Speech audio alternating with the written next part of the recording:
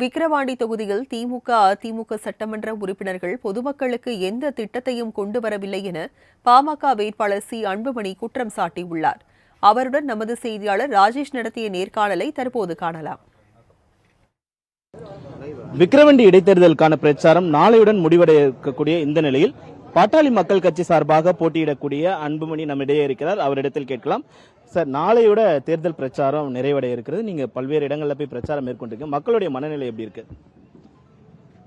நான் இதுவரையில் இன்னும் ஒரு 7 கிராமம் தான் இருக்குது. மீதி எல்லா கிராமமும் சுற்றிட்டேன். மக்களுடைய எழுச்சி அருமையாக இருக்குது. அதாவது எப்படி சொல்லுவேன்னா, பணமா இல்லை மக்களா? மக்கள் நம்ம பக்கம் இருக்கிறாங்க, பணம் அந்த பக்கம் இருக்குது. அதனால் வெற்றி பெறுவது ரொம்ப ஈஸியாக இருக்குது. எனக்கு எந்த ஊருக்கு போனாலும் அமோக வரவேற்பு. அதனால் எந்த பிரச்சனையும் கிடையாது. நல்லா தொடர்ச்சியாக திமுக தேர்தல் விதிமுறைகளில் இருக்காங்க, டோக்கன் கொடுக்குறாங்க அப்படின்னு நீங்கள் பாமக சார்பாக இந்திய தேர்தல் ஆணையம் வரைக்கும் நாடி இருக்கீங்க. என்ன நடக்குது தொகுதியில்? அது நான் வெளியே சொல்லக்கூடாது, மக்கள்கிட்ட கேளுங்க. ஏன்னா நான் சொன்னால் அது வேட்பாளர்ன்ற முறையில் இவர் தவறான கருத்து சொல்லுவார். நீ மக்களை நேரடியாக கேட்டால் என்னென்ன அவங்க மக்களுக்கு இந்த தேர்தலில் கொடுத்துருக்குறாங்க அப்படின்ற செய்தி அவங்க கிட்ட கேளுங்க. தேர்தல் ஆணையத்துக்கு நீங்கள் ஒரு புகார் கடிதம் கொடுத்துருக்கீங்க. அந்த புகார் கடிதத்தில் என்ன குறிப்பிட்டிருக்கீங்க?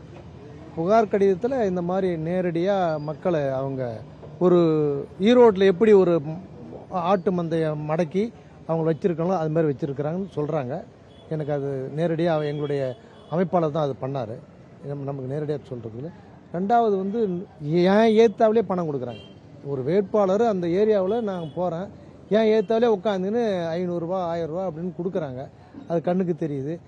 வேட்டி சேலை ஆசாரங்க பண்ணுற ஊரில் ஒரு கிளை சேலை ஊரில் அப்படியே ஒட்டு மொத்தமாக பிடிங்கி நம்ம ஆளுங்க வெளியே போடுறாங்க. எல்லா கிராமத்திலையும் வேட்டி சேலை இதெல்லாம் கொடுத்துருக்காங்க. அது விளம்பரத்துக்கு கரெக்டாக தெரியுதுல்ல.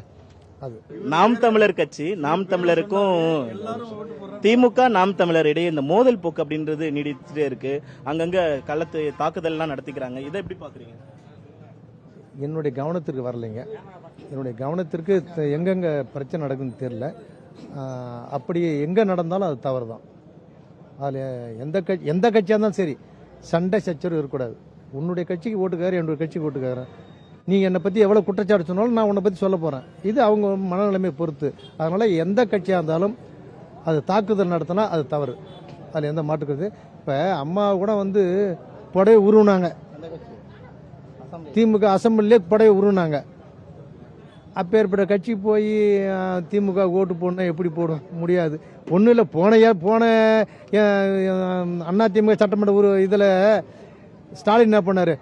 சட்டையை நேரடியாக கிழிச்சிக்கின்னு சட்டை கிழிஞ்சு போய் சட்டை கிழிஞ்சு போய். அது மாதிரி அரசியலில் சில தவறான செய்திகள் சொல்லி தான் அவனுக்கு இப்போ சொல்றீங்களா அவர் வன்னியர் தான். வன்னியராக நிற்கிறேன். ஒரு நாயுடு நிற்க வை, ஒரு செட்டியார் நிற்க வை, ஒரு யாதவர் நிற்க வை, இல்லை ஒரு தலித்தை நிற்க வை, கொண்டாட. அதான் அப்போ தான் சமத்துவம் உனக்கு. இந்த ஏரியாவில் இந்த பெல்ட் அதிகமாகுது, மாற்று ஒரு பெல்ட் உண்டாக்க. அப்போ தானே உங்களுடைய கட்சியினுடைய தரம் தெரியும். அப்போ இல்லாத என்ன பண்ணுறதுங்க? இப்போவும் சொல்கிறேங்க, எல்லா கட்சியும் இடையே போயிட்டோங்க. பாட்டாளி மக்கள் கட்சி நம்ம மட்டும் நிற்போம். திராவிட முன்னேற்ற கழகம் மட்டும் நிற்கட்டும், எந்த கூட்டணி இல்லாமல். உன்னுடைய வலுவை பைசா கொடுக்காம நீ நில்ல, நான் நிற்போம், பார்ப்போம்.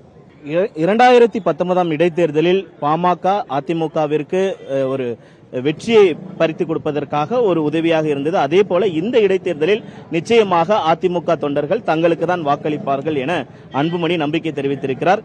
தொடர்ந்து இணைந்திருப்போம். மாலை முரசு செய்திகளுக்காக ஒளிப்பதிவாளர் ராகவன், செய்தியாளர் ராஜேஷ்.